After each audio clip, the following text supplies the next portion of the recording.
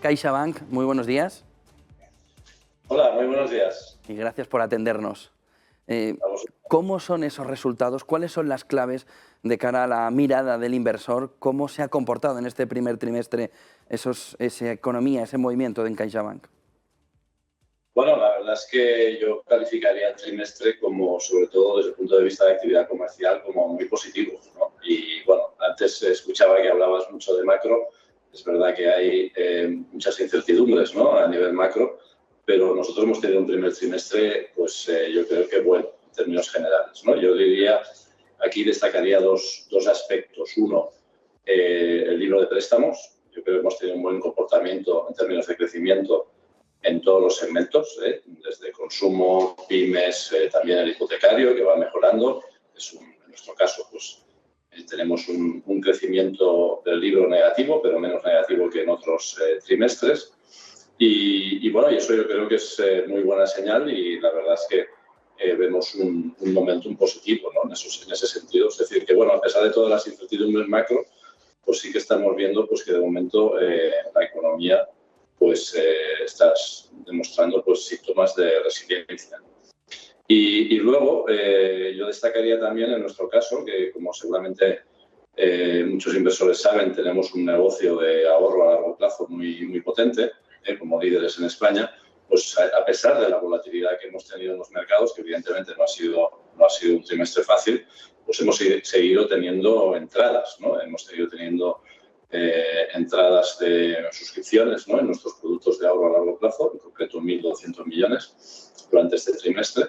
Y bueno, pues yo creo que eso también demuestra bueno, la calidad de nuestra franquicia y nuestro saber hacer en este negocio, ¿no? Evidentemente, pues los activos bajo gestión han sufrido en su, vamos a decirle, mark to market debido a la volatilidad del mercado, pero al final pues los clientes pues siguen invirtiendo y siguen apostando, ¿no?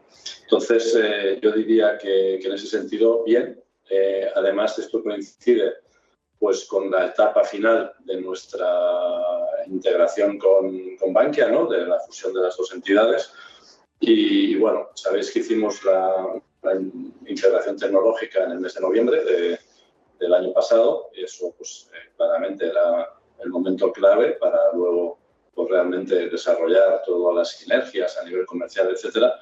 Y estamos en esa etapa final, ¿no? Teníamos pendiente una reestructuración de oficinas, la hemos completado al acabar el trimestre en un 80%, y además pues también esto coincidiendo pues como sabéis pues con una salida de personas que también pues ya está hecha en un 90%, ¿no? Con lo cual, bueno, yo diría que coinciden estos buenos resultados todavía con los coletazos finales de la fusión, ¿no?, pero que ya se ve pues que claramente pues la maquinaria pues está muy bien engrasada, ¿no? Y luego todo esto coincidiendo con una situación de calidad crediticia buena. Hemos bajado el ratio de morosidad, una décima, como os he comentado antes, ha aumentado la cobertura. La verdad es que no estamos viendo por el momento señales de deterioro adicional. Y bueno, con una posición de solvencia muy fuerte, ¿no? Tenemos un ratio de capital del 13,4%, lo hemos aumentado prácticamente en 40 puntos básicos en un trimestre, lo cual pues nos permite afrontar lo que venga por delante con mucha confianza y con mucha capacidad, pues evidentemente de estar cerca de nuestros clientes y empujar la economía. Inflación preocupa mucho en esos temas macro que que comentaba usted al inicio. ¿Cómo ven la inflación? ¿Cómo ven este segundo trimestre que se juega gran parte del año, sobre todo a nivel macroeconómico? ¿Cómo creen que puede afectar la inflación a la demanda interna? ¿Cómo creen que esa inflación puede impactar en la renta disponible y, por tanto, en el consumo? Bueno, la inflación este año va a ser alta.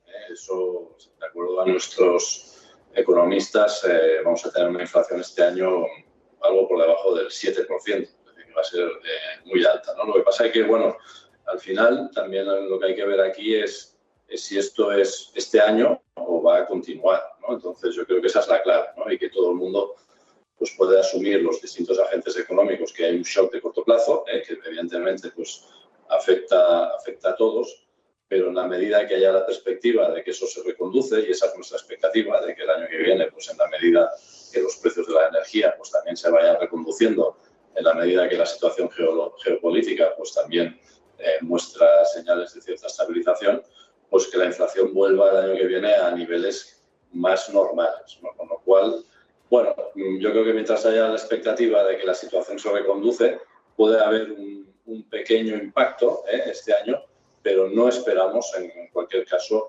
una corrección significativa. De hecho, nosotros hemos reestimado nuestras perspectivas de crecimiento del PIB para este año desde el 5,5 hasta el 4,2.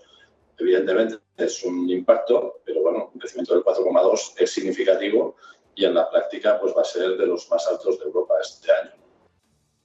Estarán en mayo nuevo plan estratégico a 3 años en CaixaBank, en un entorno en el que entiendo que agradecen el conjunto del sector una vuelta a normalidad de los tipos de interés que devolverá por fin al sector el negocio core, el negocio bancario. Entiendo que ese plan estratégico que se presentará en el mes de mayo, claro, es un escenario completamente distinto, ese de los tipos de interés, para poder plantear un crecimiento de la compañía, sobre todo anclado en que por fin los márgenes y ese cambio en los tipos de interés va a poder ayudar al negocio bancario en general.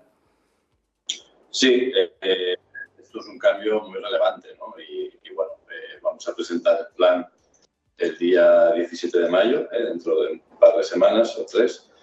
Y bueno, la verdad, tampoco hay que esperar una revolución, es decir, que nuestra forma de hacer las cosas va a seguir siendo la misma. Tenemos perfectamente identificados cuáles son nuestros motores de crecimiento y cuáles son diferenciales. Antes mencionaba uno de ellos, todo el negocio de ahorro a largo plazo, el negocio de seguros. En la práctica somos la única entidad en España plenamente integrada o llamada de bancos seguros, ¿no? Porque tenemos plenamente integrados los dos negocios, el de banca y el de seguros. Y bueno, esos son dos motores muy potentes. Y evidentemente había un motor que es el que tú mencionas, ¿no? Que es el de los tipos de interés, ¿no? Y es una realidad que, hombre, en el margen financiero, pues esto ha estado teniendo un impacto negativo en los últimos años bastante relevante.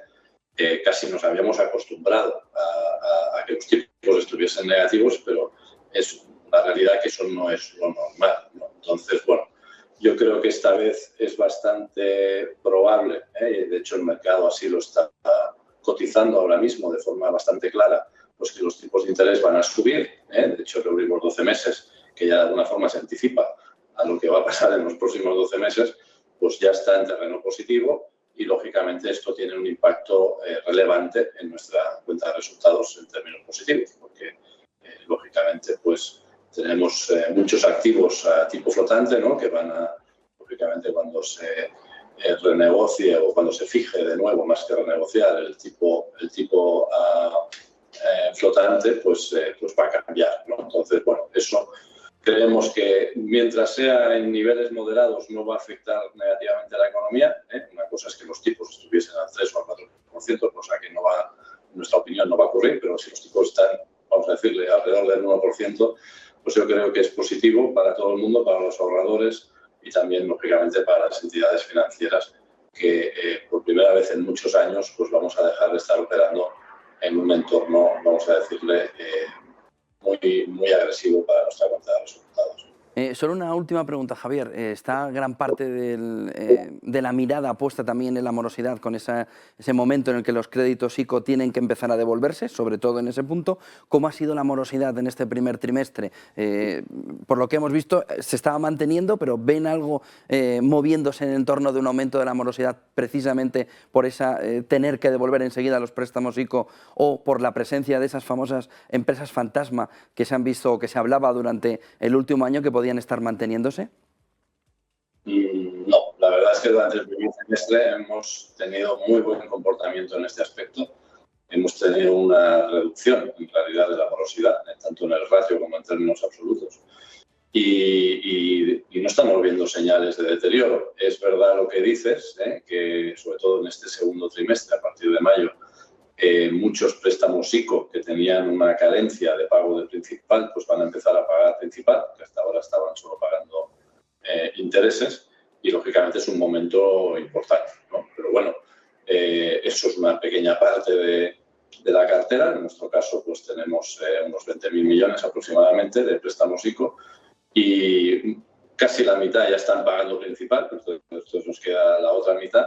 Y bueno, ahí puede haber un poco de repunte de la morosidad, no digo que no pueda pasar, pero en cualquier caso lo vemos muy controlado, lo hemos estado trabajando y preparando con tiempo y no pensamos que esto suponga un cambio significativo en nuestra trayectoria en lo que es calidad de activo. Gracias, Javier Paño, director financiero de CaixaBank, y enhorabuena por esos resultados del primer trimestre que hemos conocido esta mañana. Gracias por contarnos en detalle. Buen día, Javier, y buen negocio. Buenos días.